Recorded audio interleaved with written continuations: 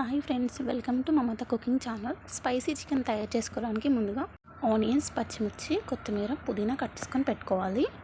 Stove on చేసి pan పెట్టి 2 table spoon oil వేసుకోవాలి. కాస్త జావిత్రిని, 4 యాలకులను, ఒక 7-8 లవంగాలను తీసుకోవాలి.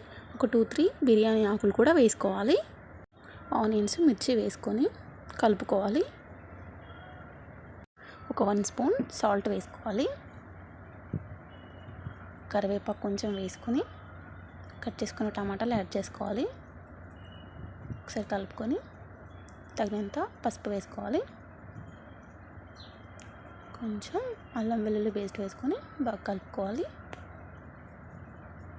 వాష్ చేసుకున్న చికెన్ వేసుకొని ఒకసారి బాగా కలుపుకోవాలి.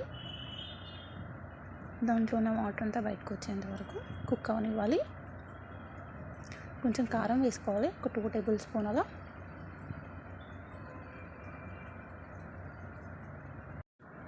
మనం ముందుగా కట్ చేసి పెట్టుకున్న కొత్తిమీరని కొంచెం యాడ్ చేసుకోవాలి. ఒక గ్లాస్ వాటర్ యాడ్ చేసుకోవాలి. తర్వాత చికెన్ మసాలా యాడ్ చేసుకోవాలి.